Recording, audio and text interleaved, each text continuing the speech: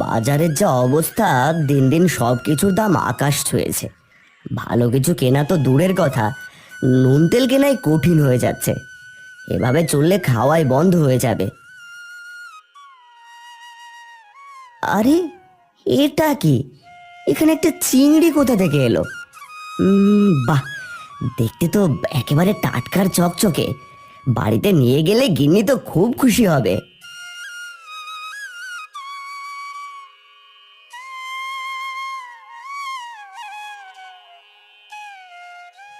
হুম, না, একটা চিংড়ি দিয়ে আর কি বা হবে? তার চেয়ে বরং এটাকে পুকুরে ছেড়ে দিই, বেচারাটা বাঁচুক।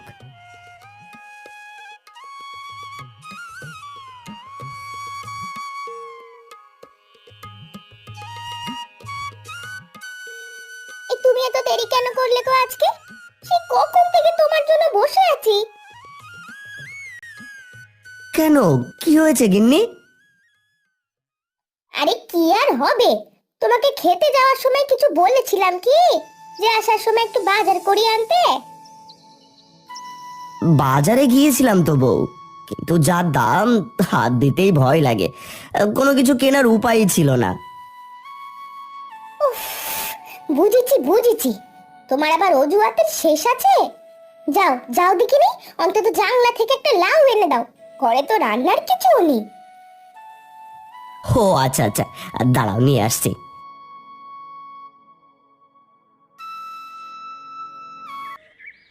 এই হারান, তুই এখন কি করবি শুনি?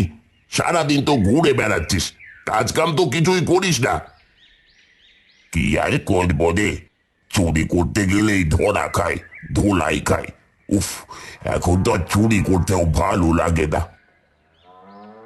কিন্তু ছোটবেলা থেকে তো আমরা চুরি করা ছাড়া আর কিছুই শিখিনি।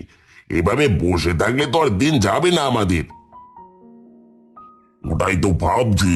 এই যে শোন, যদি এমন জায়গায় চুরি করি যেখানে কেউ নেই, যেমন ভাঙা বাড়ি, ফাঁকা জায়গা, যেখানে ধরা পড়ার ভয় নেই। হ্যাঁ রে, একদম বুদ্ধির কথা বলেছিস, কিন্তু এমন জায়গা পাবো কোথায়? আছে আছে, গ্রামের একদম শেষ প্রান্তে রতন চাষের বাড়ি আছে। বাড়িতে তো নিরিবিলি, আশেপাশে তেমন কেউ থাকে না। যদি ওর বাড়ি থেকে কিছু মাল সাঁতাই করতে পারি। বাহ, দারুণ কথা বলেছিস। তাহলে আর কি, আজ রাতেই আমরা রতনের বাড়িতে অভিযান চালাবো। ঠিক আছে ঠিক আছে, আজ রাতে আমাদের ভাগ্য খুলবে আর কপাল পড়বে রতন চাষার।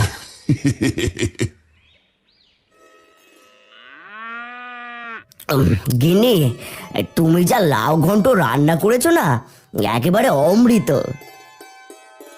তা তো তোমার কাছে অমৃত লাগবেই, বাজার করার মতো টাকা নেই, যা হাতের কাছে পাই তা দিয়েই খেতে হবে।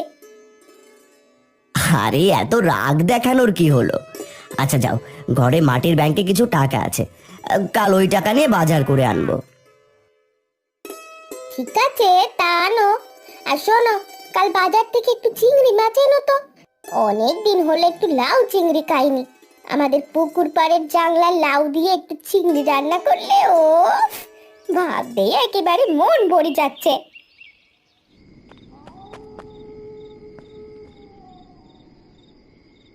ইয়ারান, দেখ না, রতনের জালার ভিতর কি সুন্দর লাউ ধরেছে, একদম টসটসে। আসতে বল আসতে বল, যদি বাড়ির কেউ জেগে ওঠে তাহলে চিৎকার করে সবাইকে জাগিয়ে ফেলবে। আচ্ছা আচ্ছা ঠিক আছে, এখন চল, চটপট কাজ ছেড়ে ফেলি।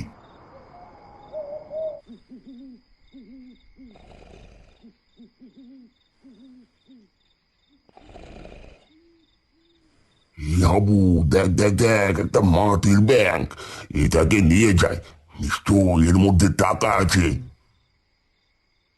হ্যাঁ ঠিক বলেছিস, এই চল তাড়াতাড়ি ওইটা নিয়ে কেটে পড়ি।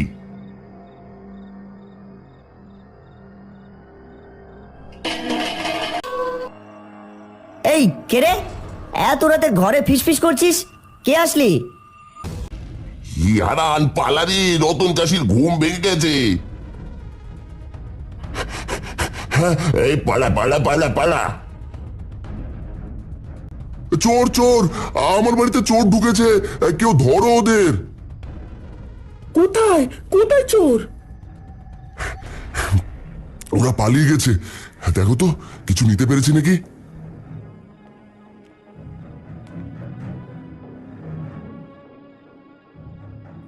ওগো, তুমি এসো, দেখো আমাদের সর্বনাশ হয়ে গেল গো। চোরে সব টাকা চুরি করে নিয়ে গেছে। কি বলছো? হায় হায় হায় হায়, আমাদের সব শেষ। কাল এই টাকাগুলো দিয়ে বাজার থেকে বাজার করব ভেবেছিলাম, কিন্তু গিন্নি তা তো আর হলো না। চোর সব টাকা নিয়ে গেছে, এখন যে ঘরে একটা কানা করিও নেই। আমরা কাল কি খাবো গো? তুমি দুঃখ করো না গো, যা হবার হয়ে গেছে। এখন কিছু একটা উপায় তো বের করতে হবে। শোনো, আমাদের জাংলায় কিছু লাউ ধরেছে, তুমি কাল সেগুলো নিয়ে বাজারে বিক্রি করো, কিছু বাজার সদাই করে এনো। ঠিকই বলেছ গিন্নি, এখন তো আর কিছুই করার নেই। রে, একটুর জন্য বেঁচে গেলাম। রতন যদি ধরে ফেলতো, নির্ঘাত মেরেই ফেলতো। তা ঠিক বলেছিস, তবে চুরি কিন্তু জম্পেশ হয়েছে রে। দেখ না, এই মাটির ব্যাংকটা কত ভারী, মনে হচ্ছে এতে অনেক টাকা কড়ি আছে।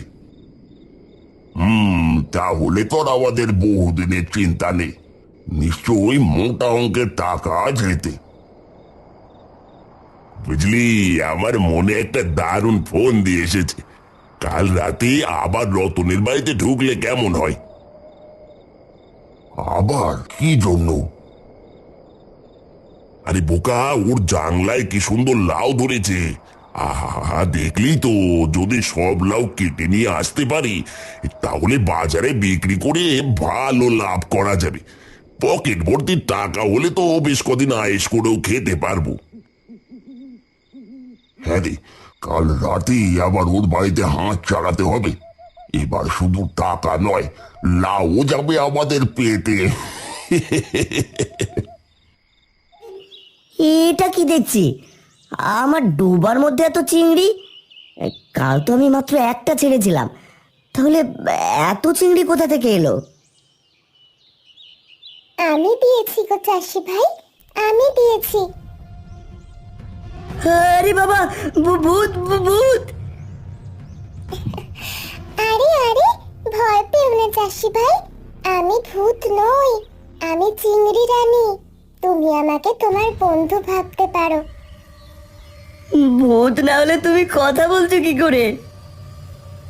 আমি শুধু কথা বলি না, সবকিছু শুনতেও পারি। ও মা, তাই নাকি? আমি তো ভয়ে মরে যাচ্ছিলাম। শোনো চাষি ভাই, তোমার দয়া ও সততার প্রতিদান আমি দিতে চাই। আজ থেকে তুমি প্রতিদিন আমার কাছে থেকে এক ঝুড়ি করে চিংড়ি নিয়ে যাও, আর সেটা বিক্রি করে সংসার চালিও। তুমি সত্যি বলছো? হ্যাঁ, সত্যি বলছি। তবে একটা কথা মনে রেখো, আমার কথা কখনো কাউকে বলবে না।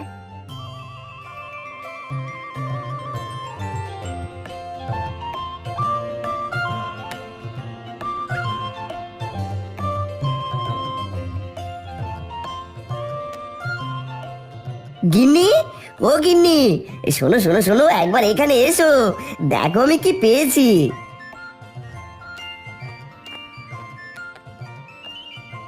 কি গো, তুমি এখনো লাউ জাংলার কাছে পড়ে আছো? লাউ নিয়ে বাজারে যাবে না নাকি? যাবো গিন্নি যাবো, কিন্তু আজ লাউ নয়, চিংড়ি নিয়ে যাব। আগে এক কাজ করো, এখান থেকে কিছু চিংড়ি নিয়ে যাও। চিংড়ি? এ তো চিংড়ি, তুমি এসব কোত্থেকে পেলে গো? এত চিংড়ি তো আমার বাপের জন্ম দেখিনি। পেয়েছি গো পেয়েছি, আর কিছু জিজ্ঞেস করো না। এখন যাও যাও, কিছু চিংড়ি আর একটা লাউ নিয়ে যাও, আর জম্পেশ করে লাউ চিংড়ি রান্না করো, আর আমি বাকি চিংড়িগুলো বিক্রি করে আসি। আহাহাহা, আজ যে দারুণ দিন গো। ঠিক আছে ঠিক আছে, যাও তুমি, আর দেখো কি রান্না করি আজ, একেবারে হাত চেটে পুটে খাবে। উফ, কতদিন পর লাউ চিংড়ির তরকারি খাবো। আরে এরা এখানে কি করছে?